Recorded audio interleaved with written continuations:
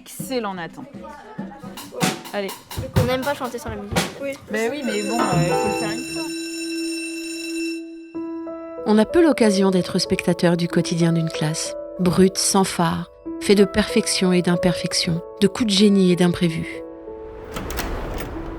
Bienvenue dans Être prof, le podcast. Une série audio dans laquelle enseignantes et enseignants vous partagent leurs pratiques du quotidien, de la maternelle au lycée. Dans cet épisode, on fait la connaissance de Floriane Guillet-Cazalet-Lavigne. Floriane est professeure de musique au collège Jean Monnet de Saint-Cyr-sur-Gironde, en Nouvelle-Aquitaine. Alors, je m'appelle Floriane, je suis professeure d'éducation musicale et chant choral. Dans mon autre vie, en dehors de l'éducation nationale, je suis chef de chœur. Et mon instrument, qui finalement, je pense, est assez représentatif de moi, c'est l'orgue. Parce que j'ai plusieurs claviers, j'ai plein de sonorités différentes. Je pense que c'est pas mal. J'ai traversé les âges, un peu comme Highlander.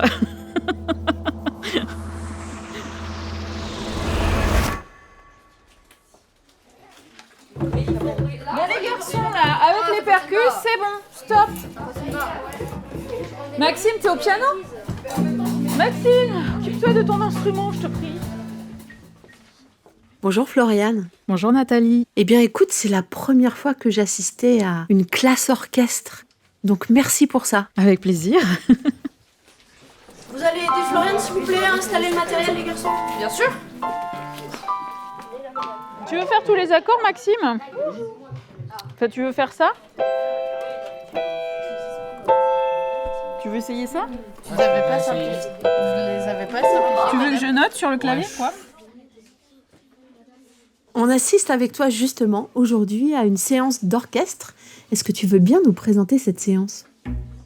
Alors, c'est un atelier instrumental, en fait. C'est un dispositif qu'on peut avoir dans les établissements scolaires. On peut avoir un atelier instrumental, un atelier scientifique. Moi, j'ai fait la demande de l'atelier instrumental, donc c'est moi qui ai le privilège d'avoir ça. Et on peut l'avoir que si on fait un partenariat avec une structure culturelle locale. Donc ici on a une école de musique et donc j'ai 3 enseignantes qui sont détachées pour venir m'accompagner dans les 2 ateliers orchestre parce que j'en ai 2 en fait. J'en ai un le lundi à 11h30 et un autre le lundi aussi mais à 13h et ça permet de proposer cet atelier à l'ensemble des niveaux du collège. Sinon les autres sont à la cantine donc voilà, ça permet de toucher tous les niveaux. C'est sur la base du volontariat, donc les élèves s'inscrivent en début d'année. J'ai un panel d'instruments, des guitares électriques ou sèches ou folk, une basse, une batterie, des percussions, des claviers, un xylo. Les élèves ont la possibilité, s'ils sont musiciens, de porter leur propre instrument et de faire leur propre instrument. C'est qui a besoin de paroles ? Qui c'est qui chante ? Il y a Benjamin, il y a qui ? Paul ou... Qui c'est qui chante ? Il y a Benjamin, Ewen et qui d'autre ? Martin. Et Martin. Il y a le chant aussi parce qu'on fait, en fait, c'est de la musique amplifiée, donc on fait des chansons contemporaines et donc il faut des chanteurs forcément. Et donc en début d'année, les élèves s'inscrivent, me disent voilà, j'ai tel instrument de libre, vous voulez faire quoi ? Ils s'inscrivent sur tel instrument. Les micros. Super. Gratte pas trop fort, hein, t'as pas besoin de... Et toi, le dernier, tu te rappelles ? Pas trop, non. C'était le La mineur. Ça, c'est le 3e.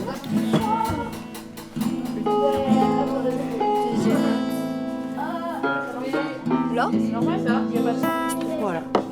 C'est ça. Et le La, tu peux le faire sans ta main gauche, à vide ici, sur la 2e corde, sans utiliser ta main gauche. Donc ça fait Do, Mi, La, 2, 3, 4, Do, Mi. Et le La à vide. Ouais, vas-y.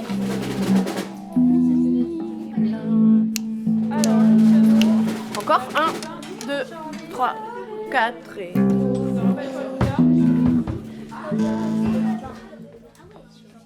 Et si tu nous parlais de l'établissement dans lequel tu es, tu vois quoi de ta fenêtre ?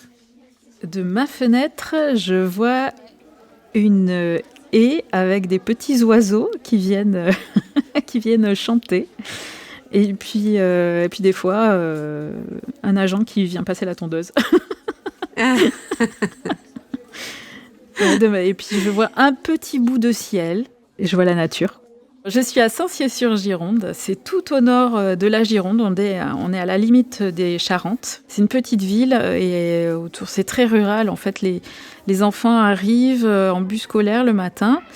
Ils arrivent, des fois ils font 1 heure de bus pour venir, donc ça fait des très grosses journées pour certains. C'est un territoire assez, même très défavorisé socialement. Voilà un petit peu le type de population où on a des classes extrêmement hétérogènes, avec beaucoup plus d'enfants qui ont des difficultés. Certains qui sont très très très bons et qui sont du coup qui peuvent pas se révéler complètement non plus, donc c'est pas satisfaisant pour personne. On nous restreint souvent sur la dotation sur les classes, donc on a des classes quand même assez chargées entre 26-27, ça va, c'est quand même assez correct pour travailler, mais ça va jusqu'à 32. Et 32, c'est trop. Et en fait, même si on nous donnerait des classes supplémentaires pour fonctionner mieux, alléger les effectifs, en fait, on n'a pas suffisamment de salles. Donc voilà. Donc on ne saurait pas où mettre les cours. Pour l'instant, pour moi, c'est très confortable parce que j'ai vraiment ma salle et les élèves viennent, elle est bien équipée. J'ai pas mal de choses pour faire écouter, des instruments, pour les ateliers instrumentaux, etc. Donc, c'est chouette. Un joli espace pour faire de la musique. Toi, t'étais parti, Maxime, c'est bon? Lucas? Ouais. C'est bon? Il y a plus de son. T'entends? C'est bon. Allez, let's go. 1, 2, 3, hey!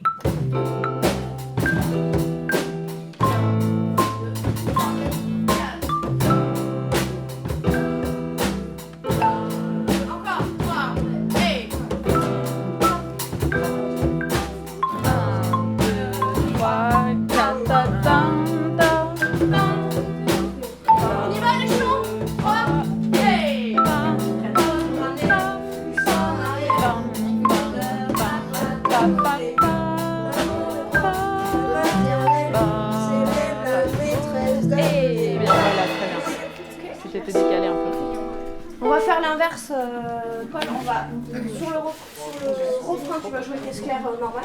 Je crois qu'ils articulent pas trop et ils chantent pas trop là.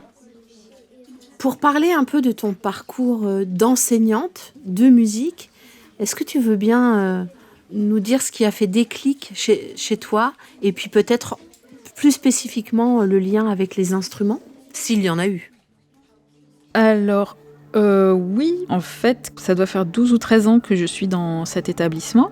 Il y avait ni chorale ni atelier instrumental, donc très facile à mettre en place la chorale. Ça fait partie un petit peu de notre service, donc ça a été fait tout de suite. Après, j'avais bien envie de mettre en place un atelier instrumental. En fait, c'était la première année, quand je suis arrivée ici, que j'étais posée, parce qu'avant j'étais remplaçante et tous les ans je changeais d'établissement. Et là, ça m'a vraiment donné des ailes sur les projets où j'étais installée quelque part et je pouvais faire tout ce que je voulais, en quelque sorte, dans les limites des moyens qu'on me donnait, évidemment. Donc j'ai tout de suite, très vite voulu faire un atelier instrumental, puisque la structure était possible, était donnée par le rectorat, mais il fallait la demander et l'obtenir. Et j'ai mis quelques années à l'obtenir. En fait, étrangement, les moyens financiers, c'est le conseil départemental. Et les moyens en heures pour moi, c'était le rectorat. Donc je devais faire 2 demandes distinctes, parce qu'il fallait d'abord acheter des instruments. Donc j'ai fait une demande de subvention plusieurs années de suite au département qui me l'accordait.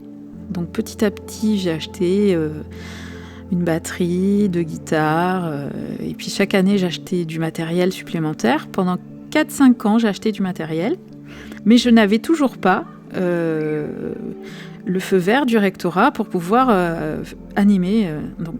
Donc c'était un peu bizarre dans mes cours, parce que les élèves me disaient pourquoi il y a des instruments, on s'en sert jamais. Mais c'est parce que je veux faire un atelier instrumental, ça sera pour bientôt. Et finalement, l'année où j'ai pu avoir l'atelier instrumental accordé par le rectorat, donc où moi j'avais des heures financées, en fait, le conseil départemental a changé les règles du jeu et je n'ai plus pu avoir de subvention pour l'entretien des instruments ou acheter du matériel. Donc, depuis que j'ai l'atelier instrumental, ça fait maintenant 3 ou 4 ans, je n'ai plus de sous.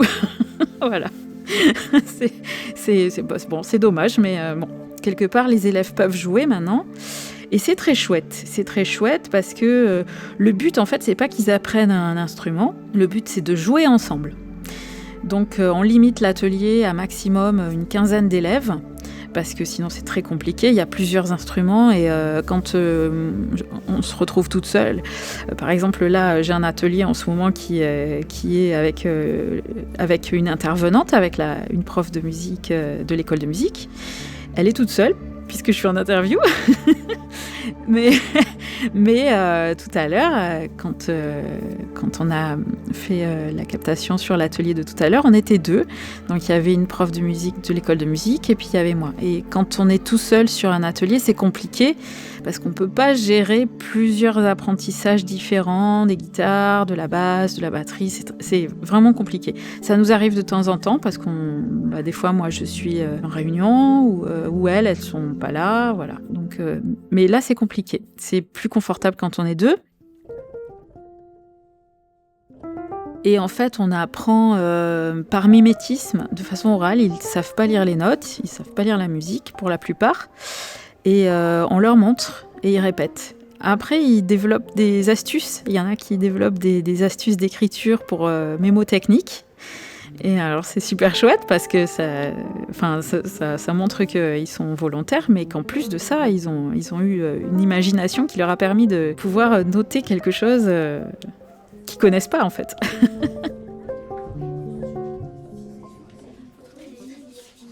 Encore une fois, parce qu'on ne dirait pas que vous racontez quelque chose, on dirait que... Mais c'est trop lent, madame. C'est trop lent. En fait, on n'y arrive pas parce que la vitesse est trop lente.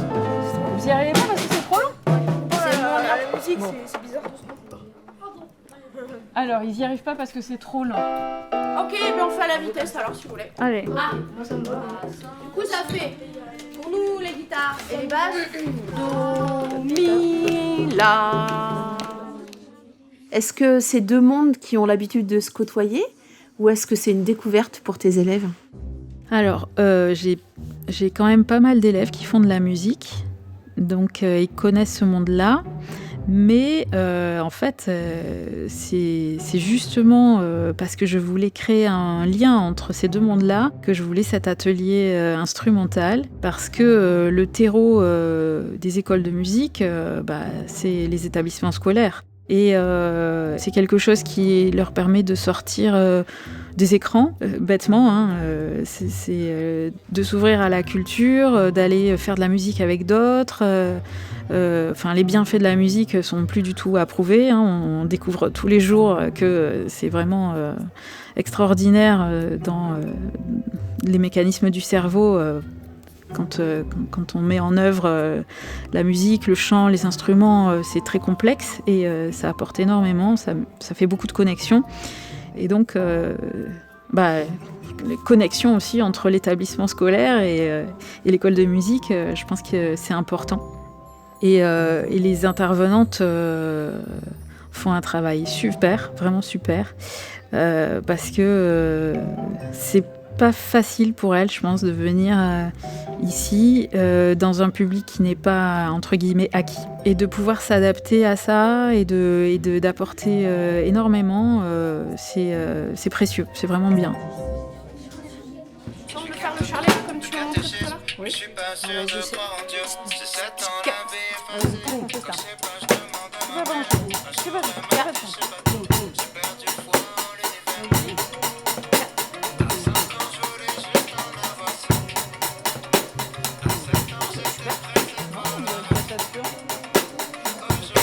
C'est un peu décalé là. Ouais, parce que ça va un peu plus vite.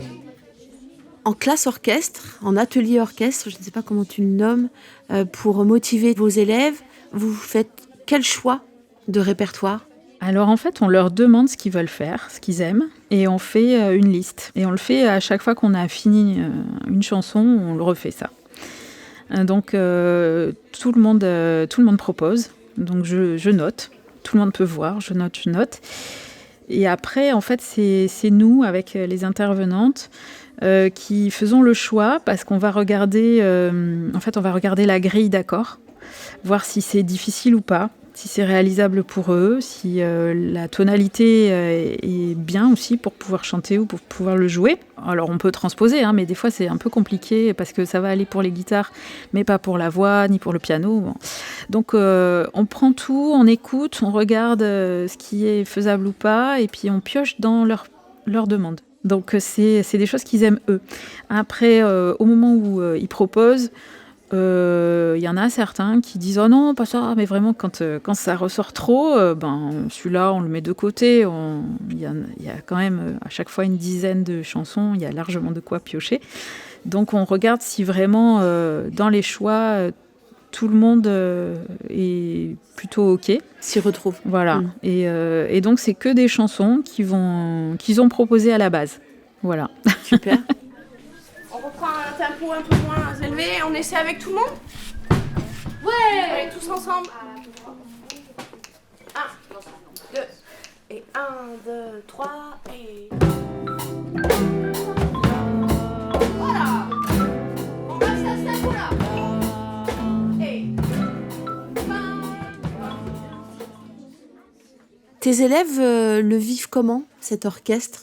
Est-ce qu'ils mettent des mots dessus ? Est-ce qu'ils te partagent des ressentis ? Tu les vois évoluer, éclore ? Alors, assez. En fait, je ne sais pas si cet atelier-là attire des enfants qui sont prédisposés à une certaine ouverture, ou si c'est parce qu'ils sont là qu'ils s'ouvrent. Je ne sais pas. Mais à vrai dire, l'ambiance n'est pas la même. C'est pas un cours. Donc l'ambiance n'est pas du tout la même. Y a plus de plaisanteries, c'est plus détendu. Quelque part, on n'est pas les profs, on joue ensemble. Et on les guide, mais on joue ensemble. Donc, c'est pas, le rapport n'est pas le même. Et ils sont plus tranquilles avec ça. C'est beaucoup plus, comment dire, je sais pas, il y a plus d'échanges, mais c'est comme si on était un petit peu à égalité, mais avec un énorme respect malgré tout, hein. Mais du coup, cet apprentissage-là, cette légère différence, ce pas de côté, est-ce qu'il y a des choses que tu arrives à réinvestir dans tes cours ? C'est-à-dire, est-ce que tu comprends des choses à cet endroit-là qui te servent, toi, en tant que professeur d'éducation musicale et chant choral ? Oui, c'est évident parce que il y a des gamins, on les découvre différemment à l'orchestre, en fait. Mais même eux, en fait, ils me découvrent différemment en fonction à l'orchestre ou à la chorale. C'est pas les mêmes relations humaines, et quelque part ils le font rayonner sur leurs camarades. Donc je pense que c'est des moments vraiment importants, essentiels, de pouvoir avoir l'occasion de voir les élèves différemment, de pouvoir vivre avec eux des choses différentes, et ça les fait grandir, mais moi aussi ça me fait grandir en fait. Merci beaucoup pour ces réponses. Merci à toi. Allez, c'est l'heure ? Non, alors, c'est pas. Les claviers bougent pas. Allez, merci bien. Le xylo, il repart là-bas parce que je crois que... C'était Être prof, le podcast. Une série audio animée par Nathalie Dreyfus, enregistrée par Yanis Dokuto, Théo Cancelli et Laurine Bonnefoy, montée par Jeanne-Marie Desnos, réalisée et mixée par Benjamin Masset et Yann Thierry, et produite par l'Acme Productions. Si vous avez envie d'approfondir le sujet, retrouvez plus de ressources sur êtreprof.fr.